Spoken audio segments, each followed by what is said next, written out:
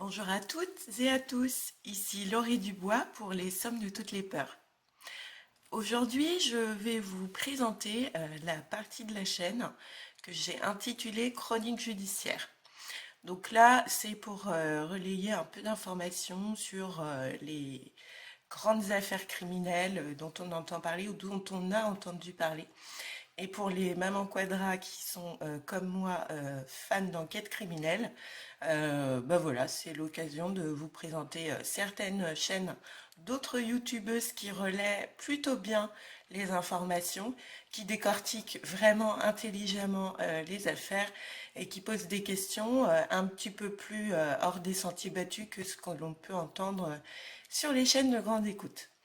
Alors, si comme moi vous êtes fan d'enquête criminelle, je vais commencer par le b.a.-ba, à savoir le bouquin qui donne et qui a donné envie à beaucoup de gens de s'intéresser au style polar et à comprendre un peu ce qui peut se jouer dans la tête des criminels. Je vous le présente là. J'ai nommé James Ellroy, le Dahlia noir. Et oui, c'est vraiment le master en la matière en matière de polar. Un bouquin qui est sorti il y a pas mal d'années, mais dont je vous recommande la lecture car il est extrêmement bien écrit et suffisamment hard pour nous mener un peu dans la peau d'une enquête et de tout ce qu'elle peut représenter de dur à assumer quand on travaille vraiment là-dedans, mais suffisamment filtré pour que nous, en tant que lecteurs, on soit quand même préservés et pas traumatisés une fois qu'on a fini de lire le bouquin. Donc James Ellroy, le Dahlia noir, pardon, vraiment une superbe pièce en matière de polar.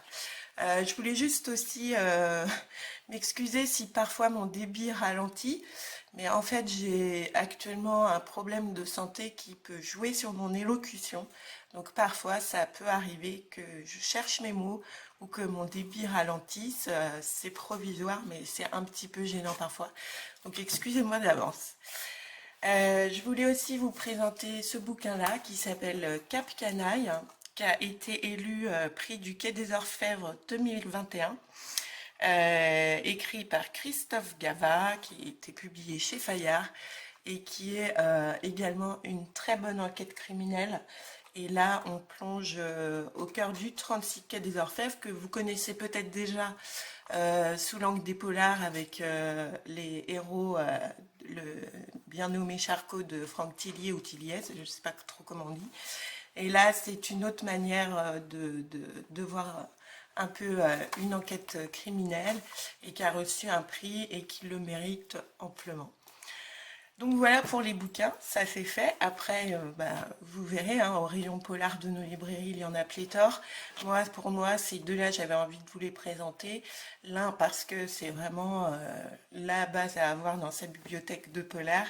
Et l'autre parce que c'est beaucoup plus récent, c'est français, et que c'est aussi bien de faire de la pub pour chez nous. Cocorico.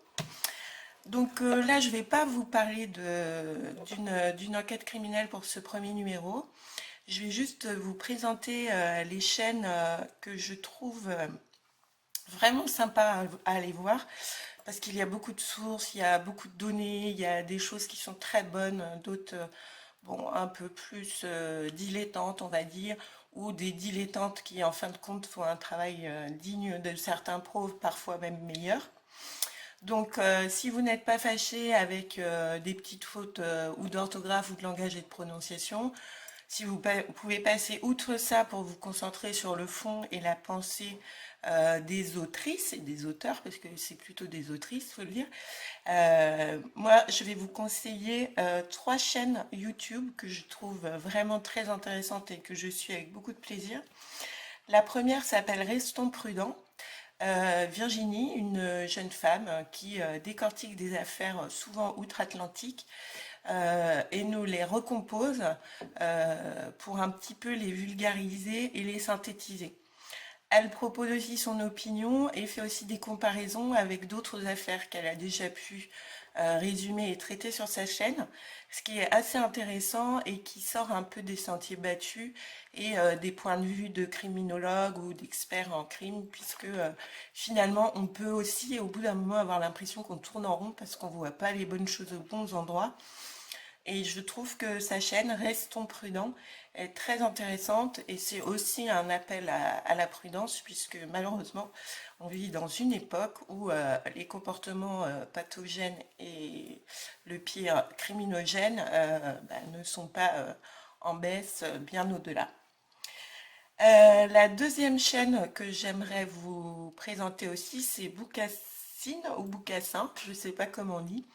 Pareil, une chroniqueuse judiciaire spécialiste des enquêtes criminelles très intéressante. En plus, elle parle 3 langues, donc c'est assez sympa quand ce sont des affaires à l'international qui vont se passer. Elle parle l'italien, le marocain, je pense, et le français, donc et l'anglais, bien entendu. Donc ça fait 4 quand même. Donc c'est très intéressant puisque des fois un mot dans une source peut changer la donne d'une phrase et donc c'est un plus à mon avis. Et aussi parce qu'elle est passionnante dans sa manière de nous embarquer dans les affaires. Donc je vous recommande également sa chaîne.